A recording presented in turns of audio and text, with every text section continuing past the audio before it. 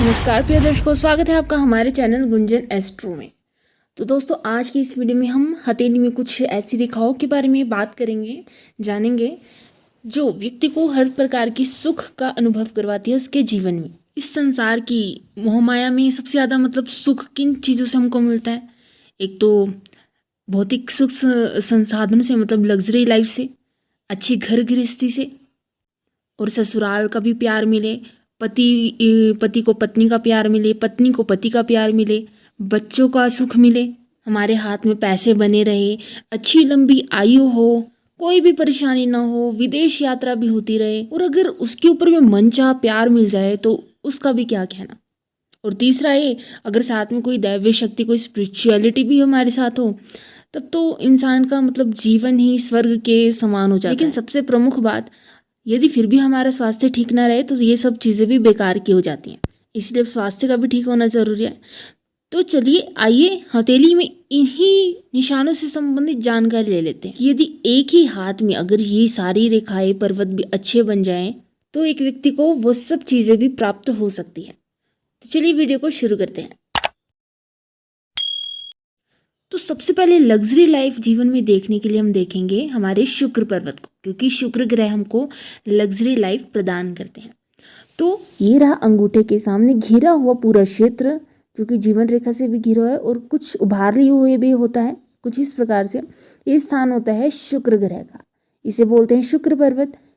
तो इस हथेली में जैसे कि शुक्र पर्वत काफी उभार लिए हुए है। ये व्यक्ति रोमांटिक तो है, साथ ही इस पर्वत पर खड़ी रेखाएं भी हैं, जो कि इस व्यक्ति को भौतिक सुख, लग्जरी लाइफ प्रदान करती है। शुक्र पर्वत का उभार लेना बताता है कि व्यक्ति लग्जरी लाइफ पर और अपनी महंगी महंगी चीजों पर पैसा खर्च करना काफी पसंद करता है। इस व्यक्ति को सामने वाले से अट्रैक्शन भी जल्दी हो जाता है। ऐसे व्यक्तियों में काम वासना भी भरी होती है। साथ ही जीवन में इन लोगों को कभी भी भौतिक सुख, लग्जरी लाइफ से संबंधित कोई परेशानी का सामना नहीं करना पड़ता। जो भी इनकी इच्छा होती है वो सब पूरी हो जाती है। हमारे शुक्र पर्वत पर खड़ी रेखाएं होना, साथ में जो तर्जनी उंगली होती है उसके नीचे बनता है गुरु बृहस्पति पर्वत। इस स्थान का भी उभार लिए हुए होना दर्शाता है कि व्यक्ति को अपने लाइफ पार्टनर से भी काफी सहयोग मिलेगा। साथ ही इनका जो लाइफ पार्टनर होता है वो इनका हर कदम पर साथ निभाने वाला होता है। और अब ये देश हमारे जैसे कि शुक्र पर्वत के सामने पड़ता है चंद्र पर्वत। चंद्र पर्वत से भी एक रेखा निकलकर कुछ इस प्रकार से हमारे जो मिडल फिंगर होती है उसके नीचे शनि पर्वत बनता है, तो उस फिंगर के नीचे तक चली जाती है शनि पर्वत तक। तो ऐसे व्यक्ति को अपने लाइफ पार्टनर से सहयोग मिलता है। शादी के बाद इन लोगों का जो भाग्य होता है वो काफ़ी उदय होता है।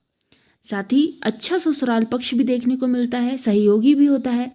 इन व्यक्तियों को ससुराल पक्ष से प्रेम भी मिलता है। लेकिन भाग्योदय की बात अगर देखी जाए, भाग्य तो अभी भी अच्छा रहता है, लेकिन भाग्योदय शादी के बाद बहुत ही जल्दी जल्दी से ग्रो होता है। विदेश यात्रा देखने के लिए जैसे कि ये आपकी जीवन रेखा है, जीवन रेखा के अंत में कि कुछ जैसे आपका मणिबंध भी है केतु पर्वत, तो जीवन रेखा से लास्ट में एक रेखा निकलकर कुछ इस प्रकार से, यदि बाहरी रूप से बाहर की तरफ से ये एक रेखा निकलकर केतु पर्वत तक जाती है, तो ऐसे में व्यक्ति की विदेश यात्रा बताता है। जैसे कि अभी ये बाहर की ओर जा रही है, तो ऐसे में व्यक्ति विदेश जाता है तो वापस लौटकर अपने देश को नहीं आता है। वैसे मिलने वगैरह के तौर पर आ जाता है, लेकिन पीआर उसको फॉरेन कंट्री में ही मिल जाती है।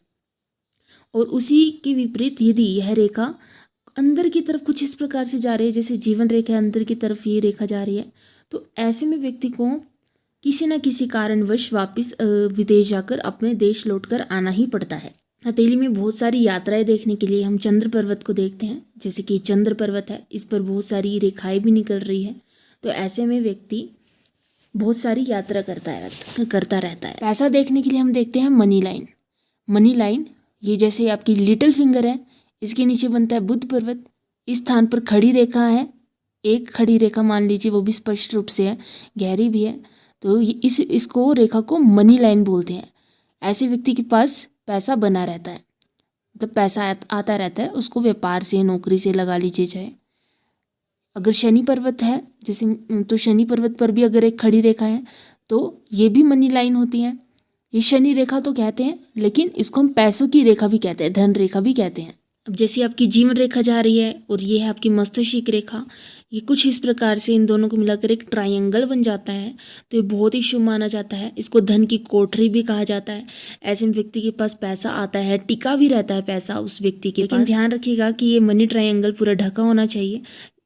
उसी के विपरीत अगर ये क्योंकि खुल जाता है तो ऐसे में व्यक्ति के पास पैसा तो आता है, लेकिन वो पैसा किसी न किसी कारणवश उसके हाथ से निकल भी जाता है। व्यक्ति का नाम है, प्रसिद्ध व्यक्ति है, तो उसको देखने के लिए हम सूर्य पर्वत को देखते हैं। सूर्य पर्वत हमारे लिटिल फिंगर के साथ ही बना होता है। अब सूर्य पर्वत पर यदि एक खड़ी रेखा होती है तो ये शुभ मानी जाती है। ऐसे में व्यक्ति जिस भी फील्ड में होता है तो उस फील्ड में व्यक्ति का नाम वगैरह होता है, प्रसिद्धि उस व्यक्ति को मिलती है।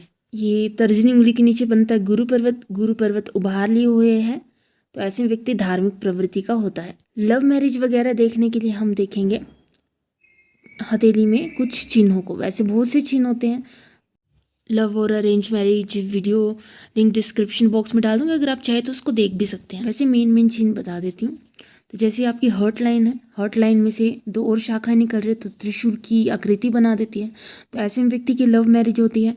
हर्ट लाइन है, उसमें से एक शाखा निकल कर आपके कुछ इस प्रकार से गुरु पर्वत की ओर रुख कर रही है, शनि पर्वत की ओर रुख कर रही है, तो भी लव मैरिज होती है। और जैसे ये चंद्र पर्वत है, यहाँ से एक रेखा निकल कर जा रही है, तो ऐसे में भी व्यक्ति की लव मैरिज कही जाती है। स्वास्थ्य रेखा देखने के लिए जैसे कि ये आपकी जीवन रेखा है, तो जीवन रेखा से एक रेखा निकलकर बुध पर्वत की ओर जाती है, तो इसको स्वास्थ्य रेखा कहते हैं। स्पर्श रेखा जा रही है, तो ऐसे में व्यक्ति का स्वास्थ्य भी काफ़ी अच्छा रहता है। और यदि एक रेखा वैसे ही बुध पर्वत तक जा रही है तो इसको भी स्वास्थ्य रेखा में माना जाएगा। इसमें व्यक्ति का स्वास्थ्य अच्छा रहता है।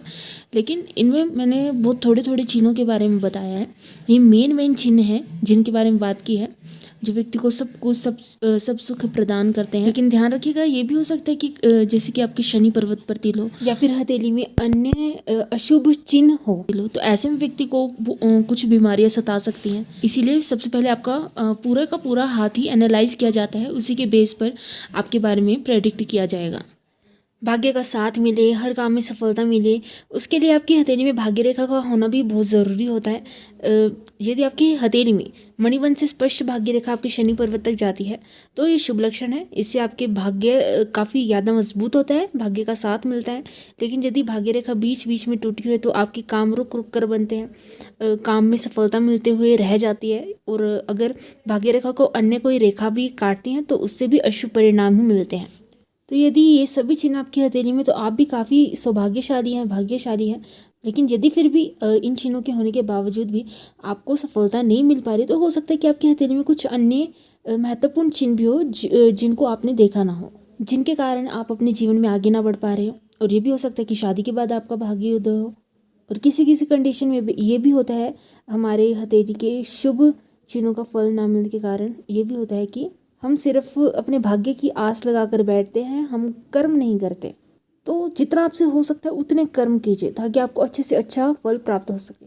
आइए अब जान लेते हैं हथेली में दैवी शक्ति होने के चिन्ह के बारे में। यदि जैसे आपकी तर्जनी उंगली के नीचे बनता है गुरु पर्वत पर दो कुछ इस प्रकार से रेखा जा रही है, तो ये आपके साथ कोई स्पिरिचुअलिटी पावर होने के संकेत के बारे में है। तो इसी के साथ फिर मिलेंगे एक और नई वीडियो के साथ। तब तक के लिए जय श्री जगन्नाथ।